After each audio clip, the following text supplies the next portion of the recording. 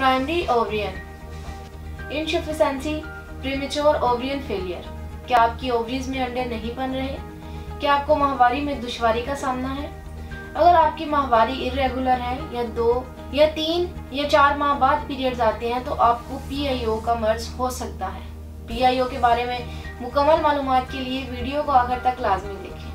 अस्सलाम वालेकुम नाज़रीन, उम्मीद करती हूँ आप सब खैरियत से होंगे। नाज़रीन, आज मैं अपने प्रोग्राम में ख़वातीन का एक अहम मसला जिसे primary ovarian insufficiency, premature ovarian failure कहते हैं, बहुत सी ख़वातीन इस मसले का शिकार होकर कंसीव करने में प्रॉब्लम का सामना कर रही होती और बाज़ दफ़ा इस मसले की वजह से प्रेगनेंसी नहीं हो पाती। तो आज के प्रोग्राम में आपको बताऊंगी कि प्राइमरी ओवरियन इनसफिशिएंसी क्या है, इसकी अलामात और वजूहात क्या है, और बहुत सी ख़वातीन जानना चाहती हैं क्या इलाज से इस मर्ज को ख़त्म किया जा सकता है, या इसके अलावा और बहुत सी ख़वातीन के सवालात होते हैं कि क्या POI के बावजूद प्रेगनेंसी हो सकती है या नहीं। इन तमाम सवालों के जवाबात और PIO से मुतल्लिक तमाम मालूमात आज के इस प्रोग्राम में शेयर करूंगी। प्रोग्राम शुरू करने से पहले मैं ख़वातीन को खास तौर पर कहूंगी अपने किसी भी पेचीदा पोशीदा अमराज के मुतल्लिक मालूमात और रहनुमाई के लिए नीचे स्क्रीन पर दिए गए नंबर पर रब्ता कर सकती है। तो अब बढ़ते हैं अपने मौजू की तरफ। सबसे पहले ये जानना जरूरी है कि प्राइमरी ओवरियन इनसफिशिएंसी क्या है।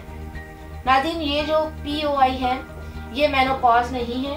ये मेनोपॉज इसलिए नहीं कि क्योंकि मेनोपॉज में औरत के पीरियड्स बिल्कुल खत्म हो जाते हैं, इसके अंदर माँ बनने की सलाहियत बिल्कुल खत्म हो जाती है, क्योंकि औरत के ओवरीज के अंदर अंडे बिल्कुल नहीं बन रहे होते, जबकि POI के अंदर यानी प्राइमरी इनसफिशिएंसी ओवरियन में औरत की जो ओवरीज हैं वो फंक्शन नहीं कर रही होती, लेकिन औरत को पीरियड्स फिर भी आते हैं, माहवारी आती है, पीरियड्स इरेगुलर होते हैं और कुछ ओवरीज साइकिल में अंडे भी बनते हैं और अंडा खारिज भी होता है, और ऐसी औरत के अंदर माँ बनने की सलाहियत खत्म होती है और औरत प्रेग्नेंट हो जाती है। नाज़रीन, इसके अलावा प्राइमरी ओवरियन इनसफिशिएंसी का मतलब है कि 15 साल या 25 साल या 40 साल से कम उम्र की ख़वातीन के अंदर ओवरीज प्रॉपर काम नहीं करती, और जब ओवरीज प्रॉपर फंक्शन नहीं करती तो जाहिर है ओवरीज के अंदर फॉलिकल्स भी ज्यादा नहीं बनते। अगर फॉलिकल्स बन भी जाएं तो मैच्योर नहीं होते, यानी इनकी डेवलपमेंट सही नहीं होती और अंडा मैच्योर नहीं होगा और फिर ओवरीज से खारिज नहीं होगा। जब अंडा ओवरीज से खारिज नहीं होता तो औरत को पीरियड्स नहीं आएंगे, लेकिन बाज़ दफ़ा पीरियड्स होते हैं, हल्की सी स्पॉटिंग होती है या बहुत हल्की सी ब्लीडिंग होती है, क्योंकि ओवरीज के अंदर कम मिकदार में फॉलिकल्स मौजूद होते हैं और कम मिकदार में ही अंडे बनते हैं। अब इसकी कुछ वजूहात का जिक्र करूंगी जिससे ये मर्ज लाहक हो सकता है। POI की सबसे पहली वजह जेनेटिक है।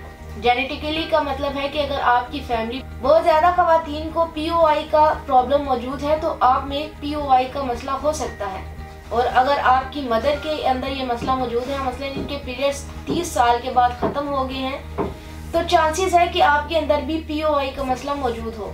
इसके अलावा पेशेंट जिसको एंडोमेट्रोसिस या PCOS का मसला हो, इन्हें भी POI हो सकता है। इसके अलावा वो ख़वातीन जिनकी ओवरीज के ऊपर सर्जरी हुई हो या जिनकी ट्यूब्स पर सर्जरी हुई हो, तो उनके अंदर भी कभी कभी ब्लड सप्लाई डैमेज हो जाती है, सर्कुलेशन नहीं होती, जिसकी वजह से ओवरीज प्रॉपर फंक्शन नहीं करती, तो औरत में POI हो जाती है। इसकी वजूहात में वो ख़वातीन भी शामिल हैं जिनका कैंसर ट्रीटमेंट हुआ हो, इनको कीमोथेरेपी या रेडियोथेरेपी दी गई हो, या इनको कोई और रेडिएशंस मिली हो, इस वजह से भी औरत को POI हो सकता है। इसके अलावा टॉक्सिन्स, सिगरेट या पेस्टिसाइड्स वगैरह से भी POI हो सकता है। नाज़रीन, अब POI की सबसे पहली अलामत ये है कि ख़वातीन को पीरियड्स नहीं होते। वो यंग गर्ल्स जिनको 14 साल की उम्र तक पीरियड शुरू होने होते हैं, इन्हें वो नहीं होते, या कभी कभार एक दफ़ा होने के बाद साल गुजर जाता है लेकिन वो दोबारा नहीं होते, फिर हर 4 माह बाद हो रहे हों। अगर किसी औरत में ये अलामात मौजूद हैं तो इन्हें चाहिए कि सबसे पहले अपने टेस्ट करवाएं। इसके अलावा पीरियड्स का बहुत ज़्यादा इरेगुलर रहना भी POI की अलामत हो सकती है। नाइट स्वीट्स मतलब रात को बहुत ज़्यादा पसीना आना, मुबाशरत के दौरान बहुत ज़्यादा दर्द होना, या वजाइना ड्राइनेस का प्रॉब्लम आ रहा हो। यंग गर्ल्स के अंदर पबर्टी बराबर नहीं होती, ख़ास तौर पर अगर आपको एमेनोरिया है, यानी आपको पीरियड 4 माह से नहीं हुए या 4 माह से इरेगुलर हैं, तो आपको फ़ौरन डॉक्टर से रजू करना चाहिए और टेस्ट लाजमी करवाएं। इसके अलावा LH FSH हार्मोन के बढ़ जाने से ये POI का मसला होता है। इसके बाद आपको ये भी बताती चलूँ कि इनकी अलामात के बाद आपने कौन कौन से टेस्ट करवाने हैं। सबसे पहले LH FSH के टेस्ट करने हैं, अगर FSH ज्यादा हो तो पहले इनका इलाज करवाना चाहिए। AMH यानी एंटी मेलोरियन हार्मोन टेस्ट करवाने हैं। AMH लेवल अगर बहुत ज्यादा लो है तो ऐसे केस में भी POI हो सकता है। तीसरे नंबर पर एस्ट्रोजन की डेफिशिएंसी की वजह से भी POI का प्रॉब्लम हो सकता है। एस्ट्रोजन जब कम मिकदार में हो तो फॉलिकल्स कम मिकदार में बनते हैं और मैच्योर नहीं होते। इसके साथ अगर एस्ट्रोजन का लेवल कम आएगा तो दैट्स मीन के टेस्टोस्टेरोन का लेवल भी कम आएगा, इसलिए टेस्टोस्टेरोन लेवल भी टेस्ट करवाना चाहिए। इसके अलावा अल्ट्रासाउंड भी करवाना जरूरी है, क्योंकि इससे पता चलता है कि दोनों ओवरीज में कितने फॉलिकल्स मौजूद हैं। अगर ये फॉलिकल्स कम मिकदार में मौजूद हों तो ये POI की तशखीस करता है। नाज़रीन, इसके बाद एक बहुत अहम सवाल किया, इसका इलाज मुमकिन है या नहीं। अब मैं इसके इलाज के बारे में बताती हूँ।